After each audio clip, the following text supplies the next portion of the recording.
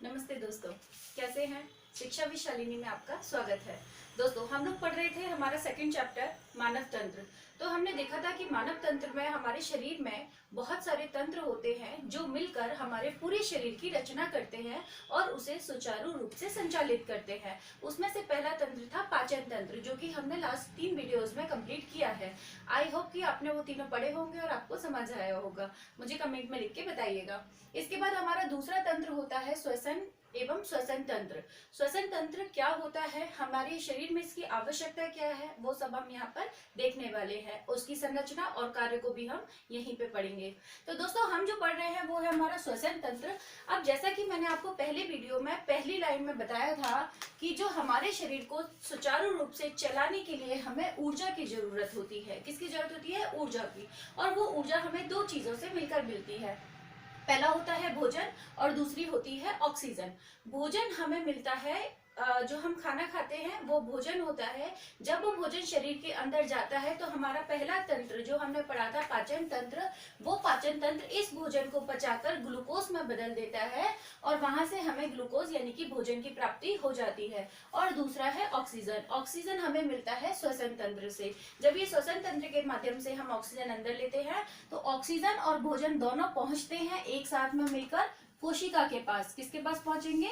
कोशिका के पास। और ये कोशिका के पास पहुंचने के बाद इनमें क्रिया होगी और उस क्रिया के फलस्वरूप ऊर्जा का निर्माण होगा। तो दोस्तों, ये चीज हो गई हमारी यहाँ पर। इसके बाद क्या होता है, जब भोजन का उपयोग हो जाता है, यानी कि हमने भोजन लिया, उसमें कई सारी चीजें ली, उसमें से क्या होता है, जो काम की चीज होती है वो सारी की सारी हम ले लेते हैं और उसमें जो बेकार की चीज बचती है उसे मल द्वार के द्वारा शरीर से बाहर निकालकर त्याग दिया जाता है, जिसे ठोस मल के रूप में शरीर से बाहर फेंका जा सकता है। और दूसरा होता है ऑक्सीजन। जब ये ऑक्सीजन हम शरीर के अंदर लेते हैं, कोशिका से काम में ले लेती है, तो इसके द्वारा जो अपशिष्ट पदार्थ पैदा होते हैं वो अपशिष्ट होता है कार्बन डाइऑक्साइड। यानी कि इससे भी अपशिष्ट पदार्थ होंगे और इससे भी अपशिष्ट पदार्थ पैदा होंगे। ये अपशिष्ट पदार्थ कार्बन डाइऑक्साइड होता है जिसे श्वसन के माध्यम से ही बाहर फेंक दिया जाता है। अब देखिए, ये है श्वसन। श्वसन की परिभाषा क्या होती है? श्वसन की परिभाषा होती है कि वायुमंडल रक्त कोशिकाओं के मध्य गैसों का आदान प्रदान। क्या होता है? ये हमारा वायुमंडल हुआ, हमारा रक्त बॉडी के अंदर जो शरीर के अंदर खून है वो, और कोशिकाएं, इन तीनों के मध्य में जो गैसों का आदान प्रदान होता है। गैसें कौन कौन सी? ऑक्सीजन और कार्बन डाइऑक्साइड। कौन कौन सी गैसें? ये गैसें ऑक्सीजन तथा कार्बन डाइऑक्साइड है। ये दोनों गैसों का जो आदान प्रदान होता है वो होता है हमारा श्वसन। ठीक है। आप श्वसन पढ़ रहे हैं तो पूरा हमें तंत्र देखना होगा। जैसे कि पाचन तंत्र में हमने देखा था उसके कई सारे अंग होते हैं छोटे छोटे, ऐसे ही श्वसन तंत्र के अंदर कुछ अंग होते हैं। उन अंगों के बारे में हम यहाँ पर पढ़ने जा रहे हैं।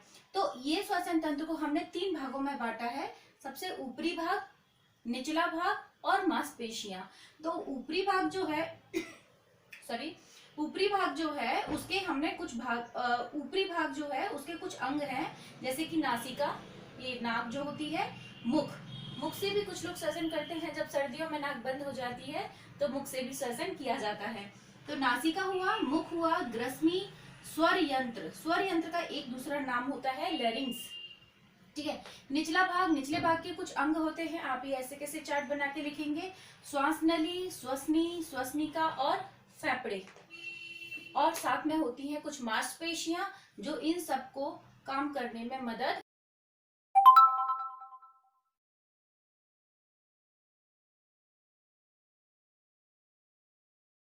करती हैं।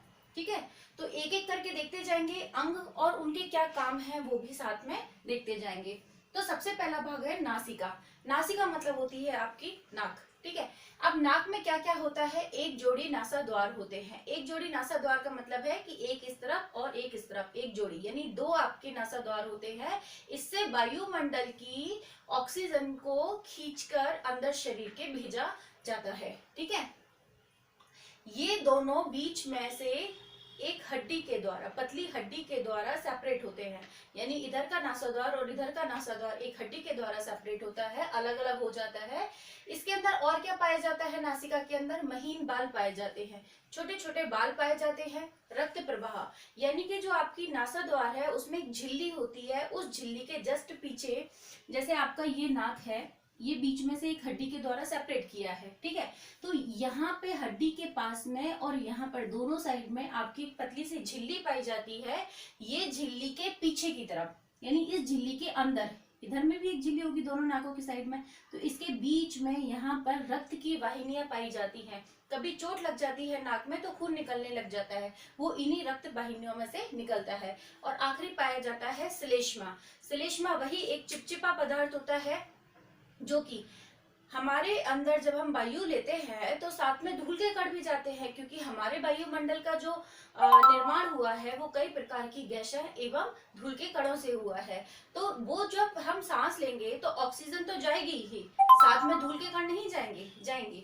तो वो सारे धूल के कण इन बालों के द्वारा और उस श्लेष्मा के द्वारा रोक लिए जाते हैं और वो बाहरी भाग में ही रह जाते हैं। ये धूल के कण हमारे शरीर के अंदर प्रवेश नहीं कर पाते और हमारा जो फेफड़े लंग्स हैं वो सुरक्षित रह जाते हैं। तो ये नासिका का कार्य होता है। दूसरा होता है मुख। किसी परिस्थिति में अगर आप नाक से सांस लेने में सक्षम नहीं हो पाते हैं, जैसे सर्दी जुकाम होना, ठीक है, तो उस स्थिति में आप मुख से भी श्वास ले सकते हैं, क्योंकि भोजन तो अगर आप सुबह के बाद शाम को करेंगे चलेगा, लेकिन श्वसन अगर आप 1 मिनट भी नहीं करेंगे तो आपकी मृत्यु हो सकती है।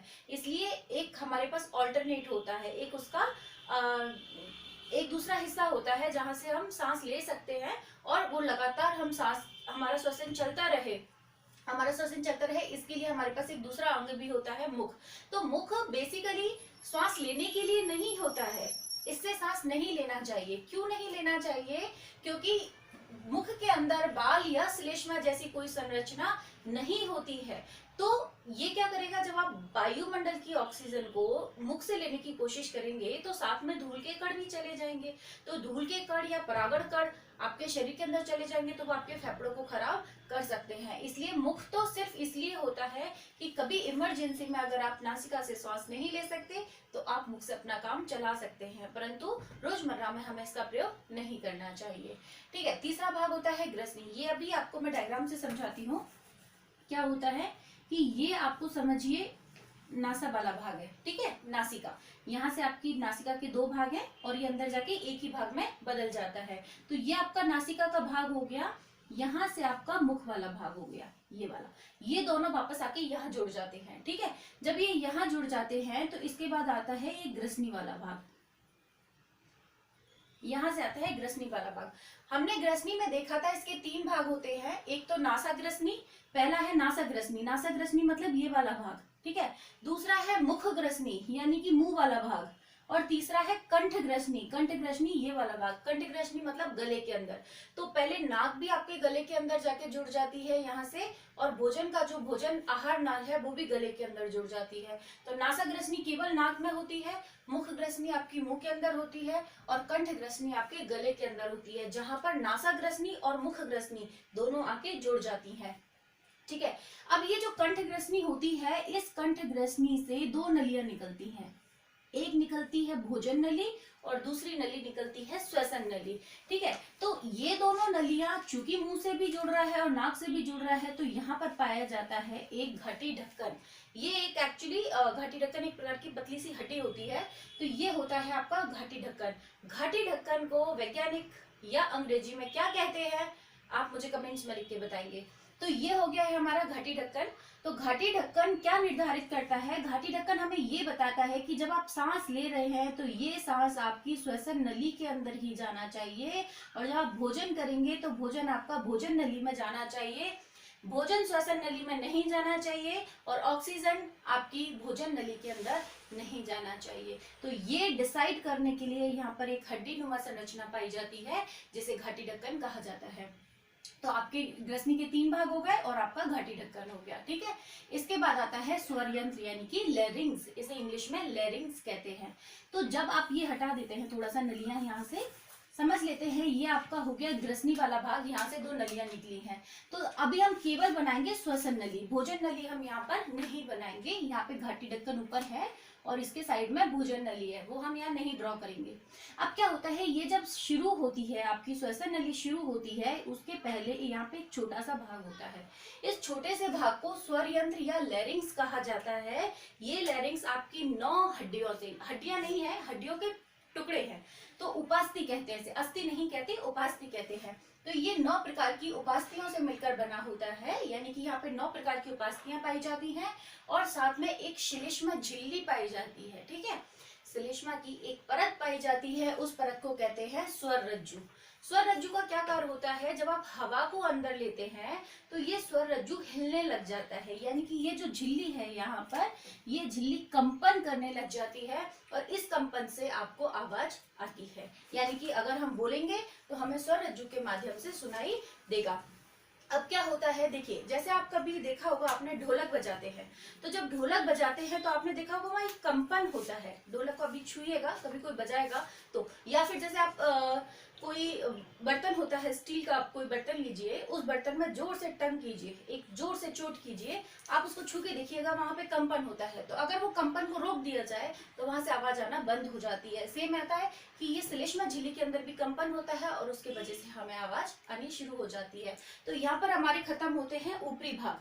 ठीक है, निचले भाग और मांसपेशियां, इनके कार्य हम अगले वीडियो में देखेंगे। जब तक के लिए thank you, like and subscribe कीजिएगा।